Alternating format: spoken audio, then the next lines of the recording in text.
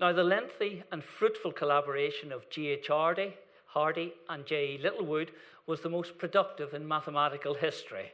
Quite a claim. Dominating the English mathematical scene for the first half of the 20th century, they produced 100 joint papers of great influence, most notably in analysis and number theory. Into their world came Ramanujan, one of the most brilliant and intuitive mathematicians of all time, who left India to work with them in Cambridge until his untimely death at the early age of 32. Hardy was born in Cranleigh in Surrey. His parents were school teachers, and he had an enlightened upbringing in a typical religious Victorian household, although in adult life he was a militant atheist. He attended Winchester College before proceeding to Trinity College, Cambridge in 1896. Hardy's first research paper in 1900 was on integration. He later wrote another 68 papers on the same topic. Some of you may have met this. His textbook, A Course of Pure Mathematics, it was published in 1908, and it had a tremendous influence on generations of mathematicians in the British Isles. It was a model of clarity and presented elementary analysis to students in a rigorous yet accessible way. Previously, analysis had been a neglected area of mathematics, even in Cambridge. Littlewood even later described the book's author as a missionary talking to cannibals. This is the title page of the third edition published in 1921, and it's available online, and the URL will be in the handout afterwards. In the preface to this third edition, Hardy wrote, "It's curious to note how the character of the criticisms I've had to meet has changed. I was too meticulous and pedantic for my pupils of 15 years ago. I'm altogether too popular for the Trinity scholar of today. I need hardly say that I find such criticisms very gratifying, as the best evidence that the book has to some extent fulfilled the purpose with which it was written." Also in that year, 1908, and in spite of his lifelong distaste for applied mathematics, he made a significant contribution to a problem in genetics, using only simple algebra and probability, and sent it to the journal Science. It's now known as the Hardy-Weinberg Law. The complete text of the article is on the left, and as you can see, it is short. The title of the article is Mendelian Proportions in a Mixed Population. In 1908, of course, the mathematical and biological principles of genetics were in their infancy. Let me describe to you what he did. Suppose there's some characteristics in a population, say eye color or blood type, that is expressed in genes of type, let's say uppercase A or lowercase a, where A is dominant and lowercase a is recessive. So if an offspring receives an uppercase A gene from either parent, then the offspring will have the characteristic, say brown eyes. But if the offspring receives a lowercase a from both parents, then the child will have the opposite characteristic, say blue eyes. Before Hardy's work, it was thought that a dominant characteristic would over generations become so widespread as to eliminate its recessive counterpart. Hardy showed in this article in Science that, in a word, there's not the slightest foundation for the idea that a dominant character should show a tendency to spread over a whole population, or that a recessive should tend to die out. Well, let me show you how this follows. I will first set up some notation to describe the situation. Now, each parent contributes one gene, so the child's genetic makeup must be one of the three types. Both types uppercase A, or mixed, or both types lowercase a. Right? Now, suppose the probability of having both of them uppercase A is P over N, mixed is 2Q over N, and both lowercase a is R over N. And these three probabilities, of course, have to add up to 1. Then the assumptions that Hardy made. He made the assumptions that these probabilities are the same among the males and the females, and then the other assumption is that mating is random. I shall now calculate, first of all, the probability that a parent contributes an uppercase A gene to its child. Really what I'm going to do is to try and see how these proportions are going to vary. These proportions here are going to vary as we go through the generations. And we'll see by the time we reach the third generation that they're in equilibrium, they're stationary, they do not change. So that's where I'm aiming for, just so that you can keep that in your mind as we're going through. So we have an intermediary stage, and the intermediary stage is the probability that the parent contributes an uppercase A gene to its child, and similarly, the probability that it contributes a lowercase a probability to its child. Well, the probability is 1 if the parent's genes are both uppercase A, going to be a half if the parent is mixed, and it's going to be 0 if the parent is both lowercase a. So here we see the probability that the parent contributes an uppercase A gene is 1 times P over N, a half, 2Q over N, and 0 times R over N, and the algebra gives that P plus Q over N. Exactly in the same way for the other gene, the lowercase a one, then it's going to be 0 times that, a half times that, and 1 times the fact that they're both lowercase a, giving you Q plus R over N. So what we now have is the probability that a parent is going to contribute an uppercase A gene or a lowercase a gene. Now, on the next slide, we're going to see what that tells us about the genetic types in the second generation. So, what now are the probabilities of the 3 genetic types in the next generation?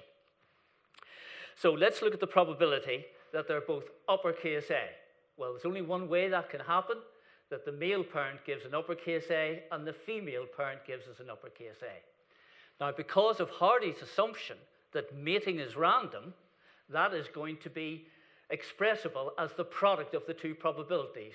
The random mating assumption allows us to say that the probability in that line can be given as the probability that the male parent gives an uppercase A times the probability that a female gives an uppercase A.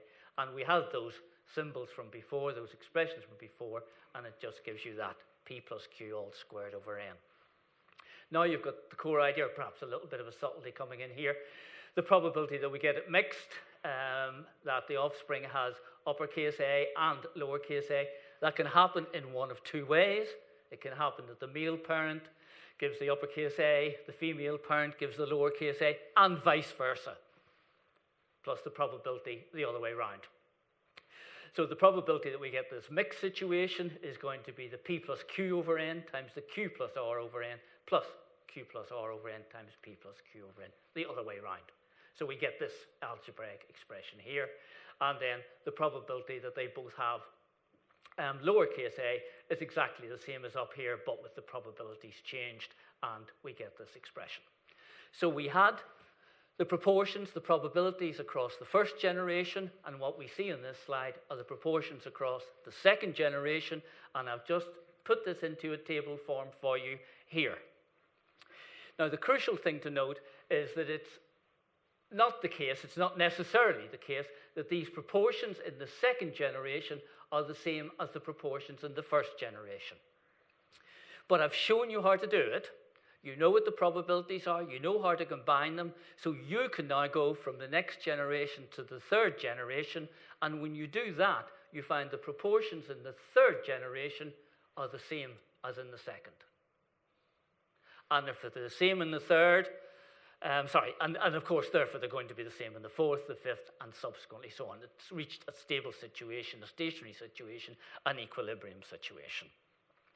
So just to make sure that you do that checking, I've left you a little exercise on the handout, which is that if in the first generation the proportions of the gene types are 3 to 6 to 1, then the second generation, when you do the little calculations on the 2 previous slides, you get that the second generation will be 9 to 12 to 4, but this will remain the case in the third and all later generations. All right. As Hardy put it, whatever the value of P, Q, and R may be, the distribution will in any case continue unchanged after the second generation. And I've shared that with you, that little calculation, because actually Hardy, in the very short paper, does it very, very quickly. And I think it's quite nice. It was interesting for me, anyway, to unpack what is actually going on. Right, to continue telling you a little bit about Hardy's life, the short paper in genetics was published in 2008, as I've said. 2 years later, he was elected a Fellow of the Royal Society, subsequently received many of their most distinguished awards. Hardy had an unparalleled influence over British mathematics during the first half of the 20th century.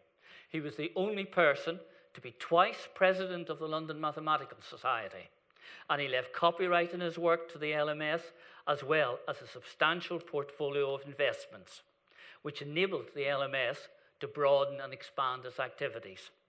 It was the most generous benefaction the London Mathematical Society has ever received. The London Mathematical Society was very close to his heart, and he wrote that it had always meant much more to me than any other scientific society to which I have belonged. At the end of his second term, Hardy was succeeded as president by Littlewood. So now let me tell you something about J.E. Littlewood. He was 8 years younger than Hardy, born in Rochester in Kent. He spent part of his youth in South Africa, returning to England in 1900. He won a scholarship to Trinity College in 1903.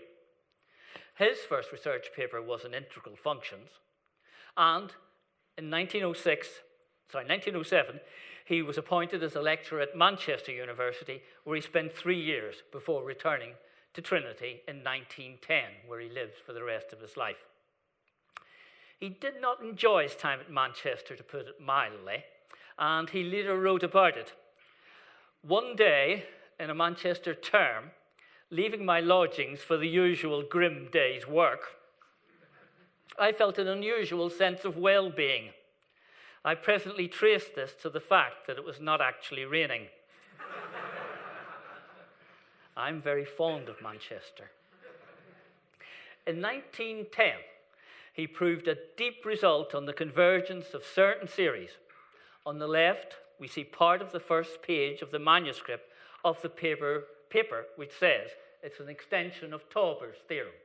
And it's saying Tauber's theorem asserts that the existence of a certain limit of a particular power series, that's a power series there, together with some conditions on the coefficients, tells you that the coefficients of the power series are finite when you add them up. Then he goes on to say the main object of the present paper is to show that the theorem is valid when this condition is weakened to the fact that the coefficients of the power series are bounded in a particular sense. Right. And the details don't matter there, because what I want to show you is what he says about the process of creativity arising out of this. And in his description of how he obtained the theorem, this theorem about a convergence of the coefficients of a series, that's all you need to take out of that. One day, I was playing around with this, and a ghost of an idea entered my mind of making the number of differentiations large. At that moment, the spring cleaning that was in progress reached the room I was working in, and there was nothing for it but to go walking for 2 hours in pouring rain. Littlewood seemed to be very aware of the rain. He continued, the problem seethed violently in my mind. The material was disordered and cluttered up with irrelevant complications, and the idea was vague and elusive. Finally, I stopped in the rain, gazing blankly for minutes on end over a little bridge into a stream near Kenwith Wood. And presently a flooding certainty came into my mind that the thing was done. The 40 minutes before I got back and could verify were none the less tense. Later on in life, in an article called The Mathematician's Art of Work, he distinguished 4 phases in creative work: preparation, incubation, illumination, and verification or working out. He viewed the last phase of verification as within the range of any competent mathematician, given the illumination.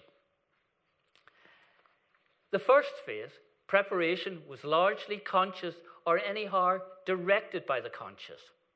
This is his thinking, and consisted of stripping the problem down to its essentials, surveying all relevant knowledge, and considering possible analogues.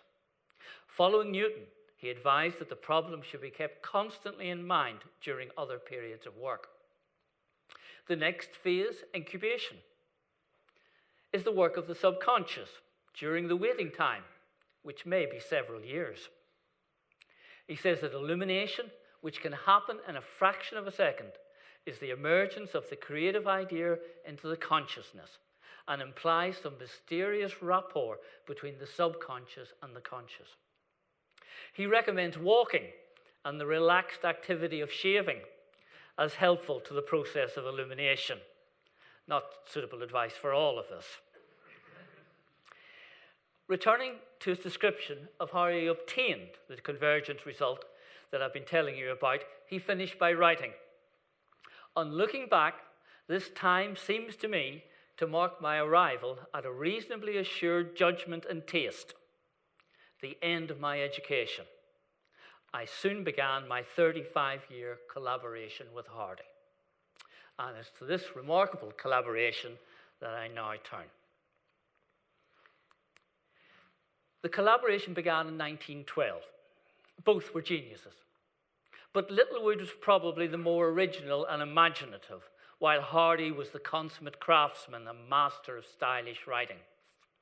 In a 1947 lecture, their admirer, the eminent Danish mathematician Harald Bohr, brother of the Nobel Prize-winning physicist Niels Bohr, reported a colleague as saying, "Nowadays, there are only 3 really great English mathematicians, Hardy, Littlewood, and Hardy-Littlewood."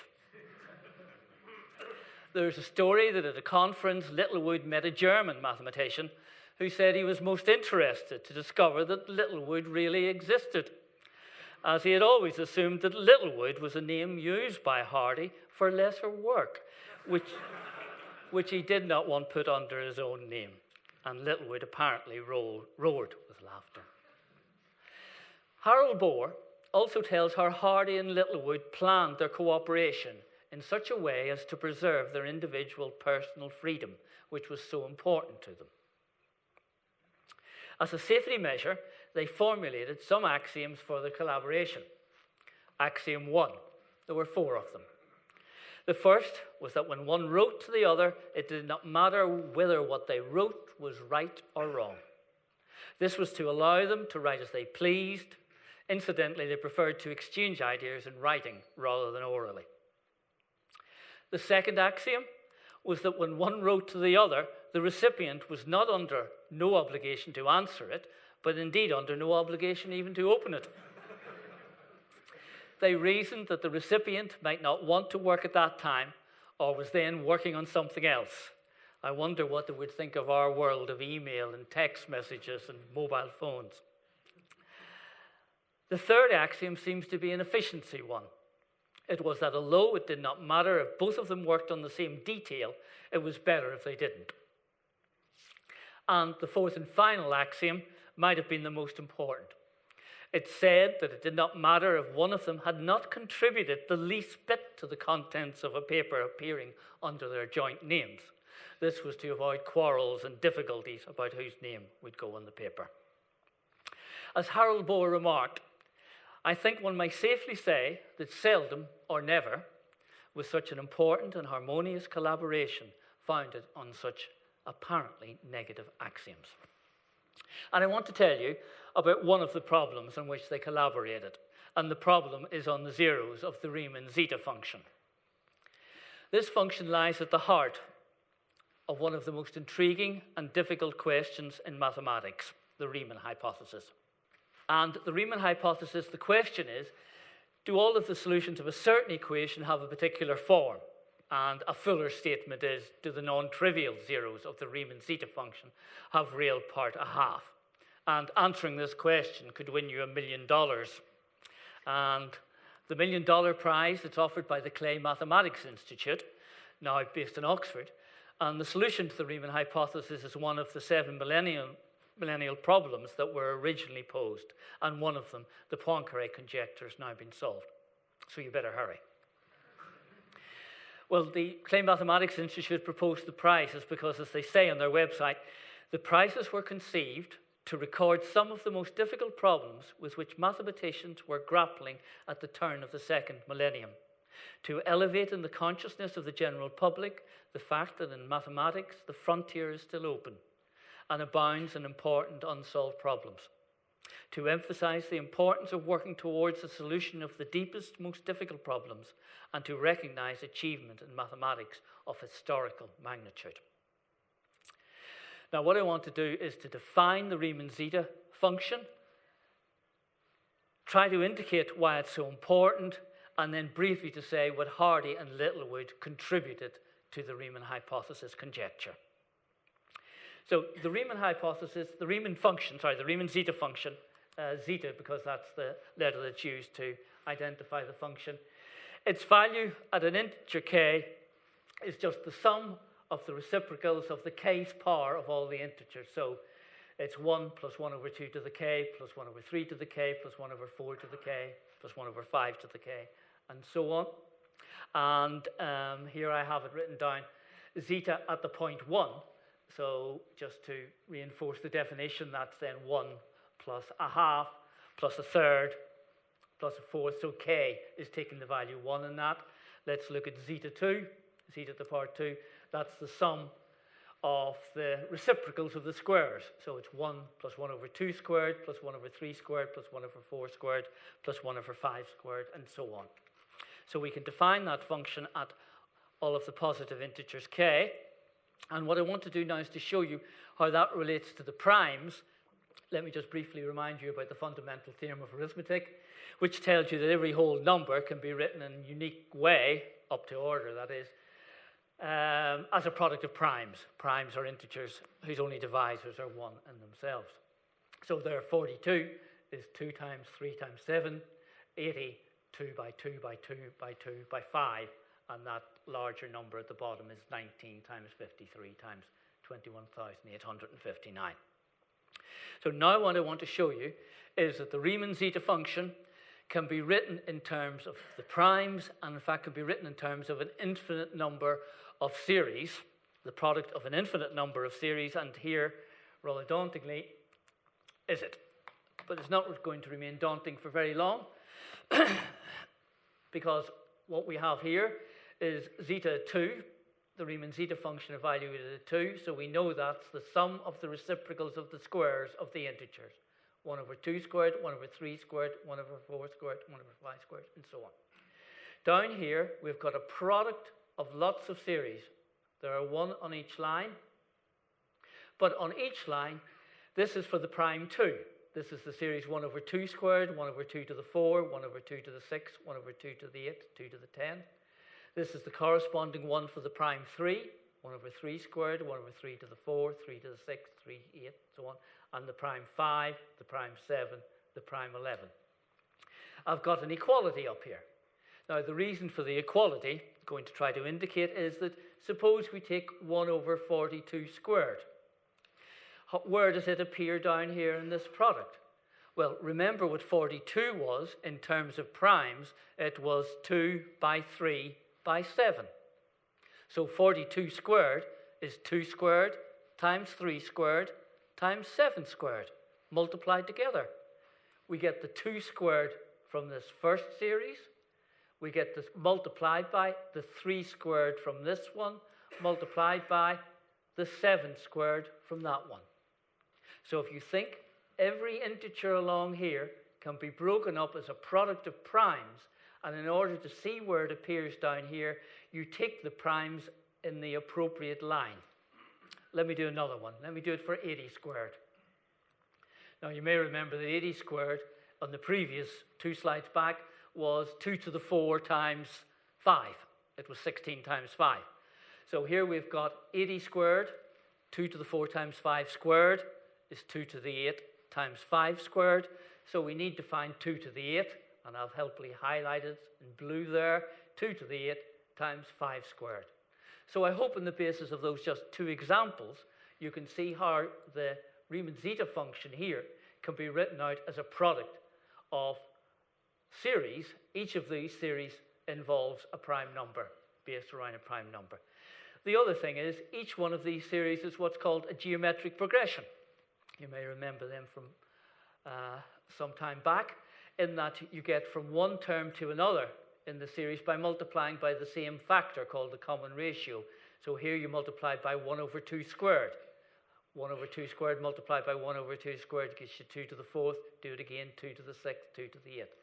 And it's very easy. It's relatively straightforward to sum a geometric progression. It's just 1 over 1 minus the common ratio. So we can write, the essence there is that we can write each of these series more compactly.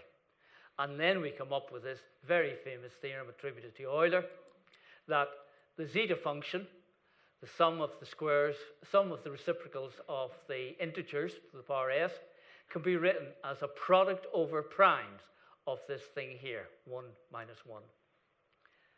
1 over 1 minus p to the minus s. So the thing to take away from that is that we have the Riemann zeta function expressed in terms of primes, so you would expect that there might be a very close connection between the two ideas. And it was Riemann, in his only paper in number theory in 1859, who showed indeed one of the deep connections. He first of all showed that the Riemann zeta function definition can be extended from just being defined at the integers to all real and complex numbers except for the number 1, where it doesn't converge. So we now have this Riemann zeta function, can be defined for all complex numbers with the exception of 1. It can be reinterpreted in terms of the primes, a product of expressions involving primes.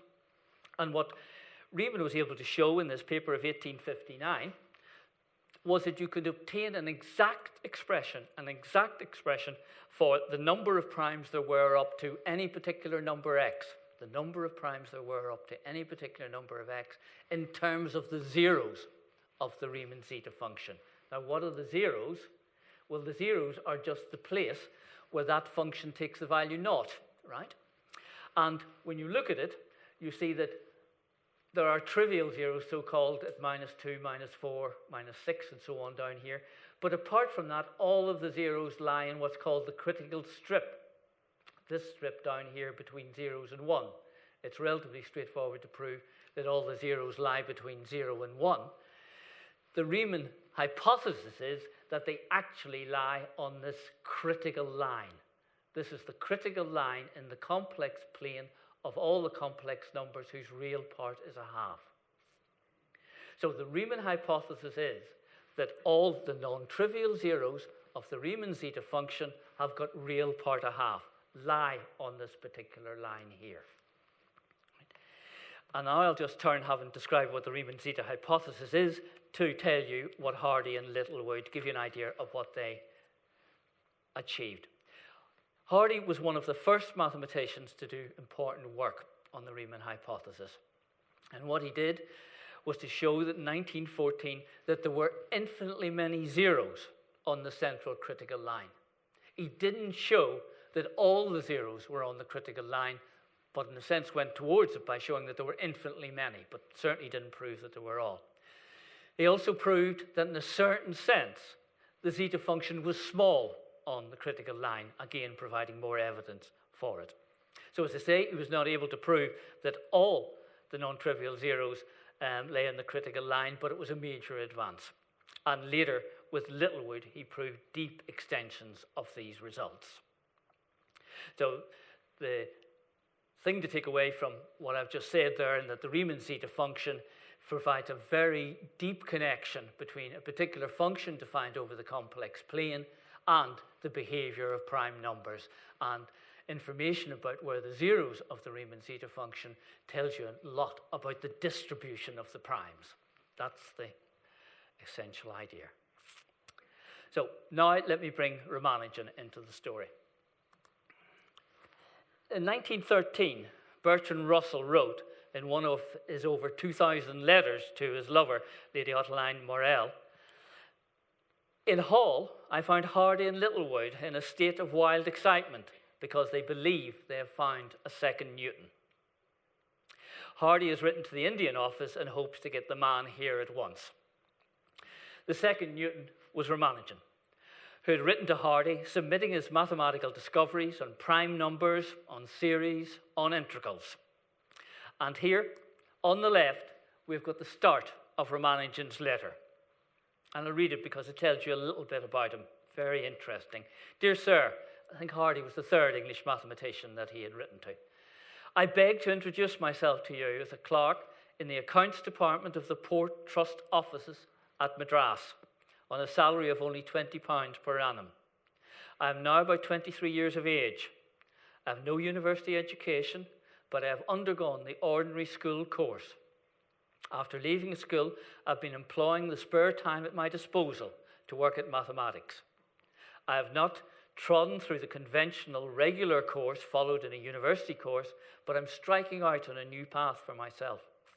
I've made special investigation of divergence series in general, and the results I get are termed by the local mathematicians as startling.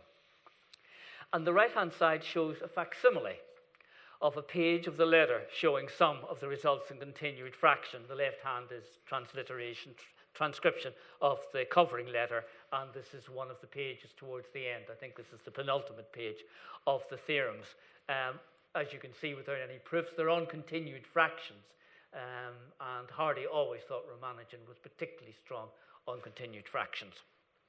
Now, although some of the results in these 9 or 10 pages were incorrect, others showed amazing insight, and Hardy and Littlewood surmised that they must be correct, since no one would have had the imagination to make them up.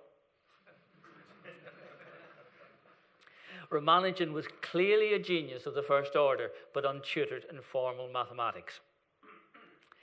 Hardy and Littlewood invited him to Cambridge, and he arrived in April 1914, where they collaborated on several groundbreaking papers. During the First World War, Littlewood was a second lieutenant in the Royal Garrison Artillery and worked on ballistic problems as well as continuing his collaborations. Hardy, an ardent pacifist, remained in Cambridge during the First World War, collaborating with Ramanujan. And one of their most fruitful areas was on partitions. And the problem with partitions are concerned with the issue of finding the number of different ways, P of n, of writing a given positive integer n as the sum of integers. So P is the notation for the function and n is the argument. So that P of 4 is 5. That is because the number 4, the integer 4, we've got 5 ways of writing it. We've got 4, 3 plus 1, 2 plus 2, 2 plus 1 plus 1, 1 plus 1 plus 1 plus 1. And in the way, we only count, we disregard order, so that 3 plus 1 is counted as the same partition as 1 plus 3. And here's another one to show you the rate of increase. The partition function of 7 takes the value 15, and you see going along here, we have 7, then 6 plus 1, 5 plus 2, 5 plus 1 plus 1, dropping down to 4, 4 plus 3, 4 plus 2 plus 1, 4 plus 3 ones, dropping down to 3, 3 plus 2 plus 2, 3 plus 3 plus 1, 3 plus 2, then 3 plus 4 ones, dropping down to 2, and you get P of 7 as 15. It grows very quickly. By n equal to 70, the number of partitions of the integer 70 has risen to over 4 million. And the number of partitions of the integer 200 is written down there, and it's nearly 4,000 billion. Hardy and Ramanujan were able to find an exact formula for P of n, for any value of n, a result which Littlewood described as very astounding, and if you get a chance to think about it, I think you'll agree. The formula they obtained involved 24th complex roots of unity, exponentials, derivatives, summations, and Littlewood felt that this result brought out the best and most characteristic work from the two of them. It's not very pleasant to look at, which is why I haven't given it to you. But I wanted to show you a consequence of it that can be shown very nicely in this very nice website due to Robin Whitty. It's called Theorem of the Day, and it's a very pleasant exercise to spend an hour or two browsing through it and seeing all the interesting theorems that he speaks about. On this one anyway, we have the partition formula, a consequence of the partition formula of Hardy and Ramanujan, which is an asymptotic formula for the number of partitions of the integer n. 1 over 4n root 3, e to the 2 pi root n over 6. And what I mean by saying that's an asymptotic formula for it is that as n gets large, down here we look at, and this shows you a graph of the ratio of the number of partitions of n divided by this expression up here, and you see it's getting closer and closer to 1 as n is getting larger and larger. So a very amazing result by Hardy and Ramanujan. But in 1917, I'm sure not helped by the climate and the poor diet, Ramanujan fell ill and was diagnosed with tuberculosis. And a well-known story tells of Hardy visiting him in hospital. And it says, I remember once going to see him when he was lying ill at Putney. I'd ridden in taxicab number 1729. This tells you more about their characters than anything else too. And remarked, presumably as his opening remark when you go into a sickbed, that the number seemed to me rather a dull one, and I hoped that it was not an unfavourable omen. No, he replied, it's a very interesting number. It's the smallest number expressible as the sum of 2 cubes in 2 different ways. And a little thought will tell you that 1729 can be written out as 1 cubed plus 12 cubed, and it's also equal to 9 cubed plus 10 cubed. So the one same integer written as the sum of 2 cubes in 2 different ways. And here on the right is London taxi cab number 1729, which of course is a fudge, in that the website I got it from had photoshopped London taxi cab LF 5795 to become 1729. And I give you details, and it's in the handout as well, the URL, because it's more interesting than just this, although this is interesting enough, because the website considers what are called taxi cab numbers. Now, taxi cab n, so taxi cab is the function, n is the argument. Taxi cab n is defined to be the smallest number expressible as a sum of 2 positive cubes in n different ways. Now we know what taxi cab 2 is. It's 1729. 1729 is the smallest number expressible as the sum of 2 cubes in 2 ways. Taxi cab 3 is this number here. How many digits? 1, 2, 3, 4, 5, 6, 7, 8. 8 digits. That is the smallest number that can be expressed as the sum of 2 cubes in 3 different ways. Taxi cab 4. So if you go to the website, you'll find out more about taxi cab numbers than you might ever want to know. But interestingly, the search is not fruitless, because Fermat, way back, Fermat had proved that numbers expressible as the sum of 2 cubes in n different ways exist for all n. What you're looking for is to find them. Right, so Hardy and Littlewood arranged for Ramanujan to be elected as a Fellow of the Royal Society and as a Fellow of Trinity College. Ramanujan was only the 2nd Indian to be elected FRS, and he was delighted by the honour and recognition. He was, however, still ill, and he returned to India in 1919 and died the following year. And on this slide, we see a fine memorial bust of Ramanujan at a museum in Calcutta, and on the right is the cover of that. It's an excellent biography by Canagill of Ramanujan. Hardy was devastated by Ramanujan's death. He wrote, "For my part, it is difficult for me to say what I owe to Ramanujan. His originality has been a constant source of suggestion to me since I knew him, and his death is one of the worst blows that I've ever had."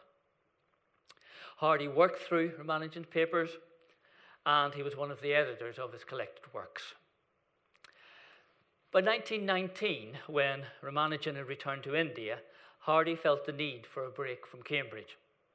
The war years had been very difficult for him as a pacifist at Trinity College, and he was sickened by his colleagues' views, and in particular by their treatment of his friend Bertrand Russell. Although his colleagues at Trinity did elect Ramanujan to a fellowship, which I thought showed a certain generosity of spirit, given that Hardy wasn't talking to many of them at that particular time. He was appointed Savilian Professor of Geometry in Oxford, where he spent 11 years. This is the first of a series of posters created by a team of people, including Robin Wilson and myself, and freely available at the Oxford Mathematical Institute website. There are posters on Hardy, on Lewis Carroll, on John Wallace, and in fact at the moment we're working on a set of posters on the civilian professors of geometry in Victorian times.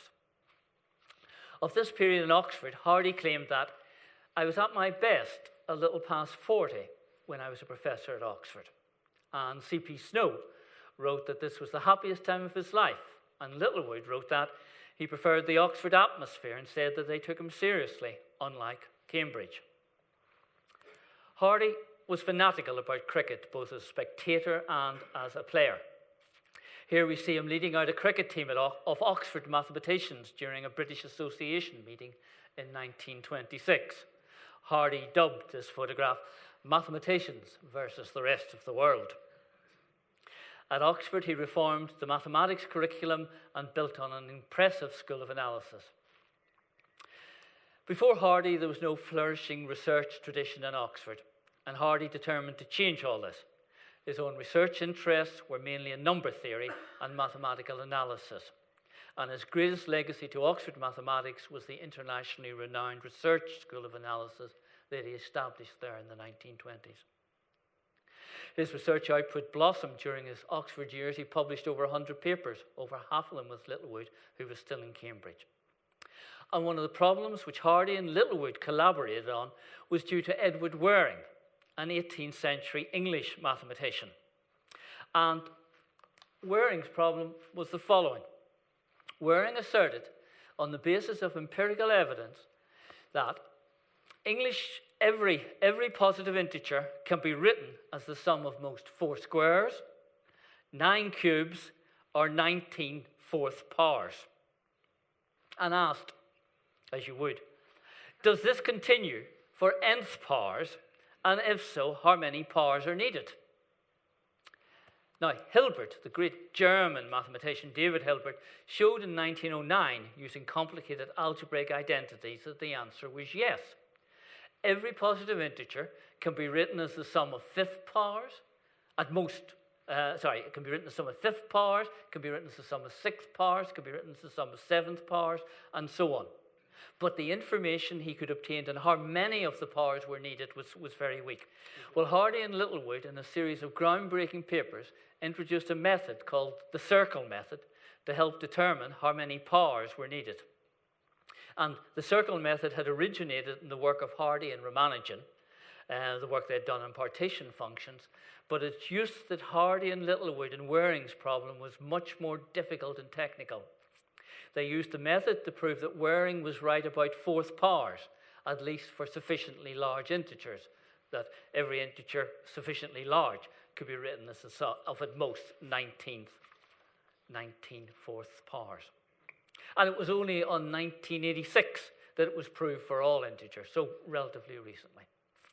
But the circle method also provides a possible approach to deciding on major problems in number theory, such as Goldbach's conjecture, which is that every even number greater than 2 is the sum of 2 primes. And the circle method is still of current interest. Here is part of the personal mathematics blog of Terence Tao, who was a co-recipient of the 2006 Fields Medal, the most distinguished award a mathematician can get, and the 2014 Breakthrough Prize in Mathematics. And in this article, he discusses the relevance of the circle method to various classical problems in number theory. And Tao's blog, again something for you to look through when you have a spare hour or two, it's been described by another Fields Medal winner, Timothy Gowers, a fellow of Trinity College, Cambridge, as the undisputed king of mathematical blogs. Well, anyway, in 1931, the Sadlerian chair in Cambridge fell vacant, and Hardy decided to apply, apparently for 2 reasons. The first was that in spite of his efforts at Oxford, Cambridge was still the mathematical centre of England. The second was that he was thinking of his retirement. At Trinity in Cambridge, unlike New College and Oxford, he could stay in his rooms after he retired. Hardy was duly appointed and spent the rest of his life back at Trinity. Both Hardy and Littlewood wrote well-known books explaining the nature of mathematics to a general readership, and both of them are available free online at archive.org. And I've put the refs into the handout. The picture on the right, in fact, is from a later edition, but I like it. Well, Hardy's A Mathematician's Apology is a personal and, I find, rather melancholy account by a mathematician looking back as his powers are waning, while Littlewood's A Mathematician's Miscellany is a more joyful work full of mathematical gems that allow the readers to experience academic life at Trinity through very perceptive eyes. Hardy died the very day that he was to be presented with the Copley Medal by the Royal Society, and his epitaph could well be this sentence from A Mathematician's Apology. I still say to myself when I am depressed and find myself forced to listen to pompous and tiresome people, well, I have done one thing that you could never have done, and that is to have collaborated with both Littlewood and Ramanujan on something like equal terms. Littlewood survived him by 30 years, and I want to finish with a brief description of Littlewood's collaboration with Mary Cartwright. She was born 1900, went to Oxford University, received first-class honours in mathematics. Women had only a couple of years earlier been allowed to sit the final examination. Then a school teacher for a while, returned in 1928 to Oxford, and was one of Hardy's group of students, which is what you can see on the left. Littlewood was external examiner for her doctoral examination and recalls in his mathematical miscellany, I first met Miss Cartwright at an Oxford PhD candidate. At the oral, my co-examiner asked a question so silly and unreal that she was completely taken aback and blushed. I was able to get in a wink, and I think it restored her nerve, which I think is very sweet and kind. She then moved to Girton College, Cambridge, as a research fellow. In January 1938, the Radio Research Board issued an appeal for help in solving certain systems of nonlinear differential equations which arose in modelling the behaviour of thermionic valves. And presumably the quest was connected with potential military applications, in particular radio detection and ranging, what was soon to become known as radar. Littlewood was a formidable applied mathematician. He worked in ballistics, as I've said, during the First World War, and he collaborated with Cartwright on this problem, known as the van der Pol oscillator. Littlewood and Cartwright were the first to combine analytical and topological methods, analytical and geometrical methods, if you like, to discover phenomena that later would be called chaotic, showing that chaos could arise in real engineering problems. And here's the title of their the initial page, their 1945 paper, the title on non-linear differential equations of the second order, and that's the equation there, and the term on the right is the forcing term, the b lambda k cos lambda t plus a. And nonlinear differential equations are usually much more difficult to solve because it's not possible, as with linear equations, to build up the solution to complicated problems from simpler ones, which is what makes linear equations generally much more tractable. The Cambridge mathematician Tom Corner says of their work, the work of Cartwright, Littlewood, and their American counterparts changed the way we think about differential equations forever. They change the questions we ask and the answers we expect. In emphasizing the topological aspect of the subject, they both joined and accelerated a swing now visible over much of mathematics towards a re-geometrization of the way we think of things. Well, you can find out more about Mary Cartwright's work on radar from Lisa Jardine. Sadly missed Lisa Jardine's point of view radio discussion, which again I've put into the notes the reference for it, which she presented on Women's Day just over 3 years ago, 2013, where she felt it was particularly appropriate time to give some praise to Mary Cartwright. for her brilliance as a mathematician and as one of the founders of the important field of chaos theory. So let me finish my discussion of Hardy, Littlewood, Ramanujan, and Cartwright and some of their mathematical collaboration by reading the last paragraph of Hardy's Mathematician's Apology.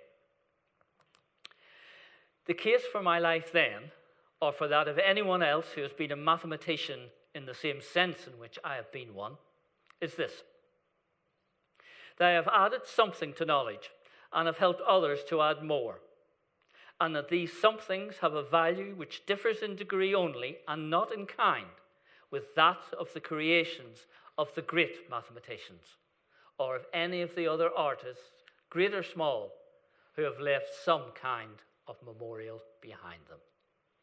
Thank you.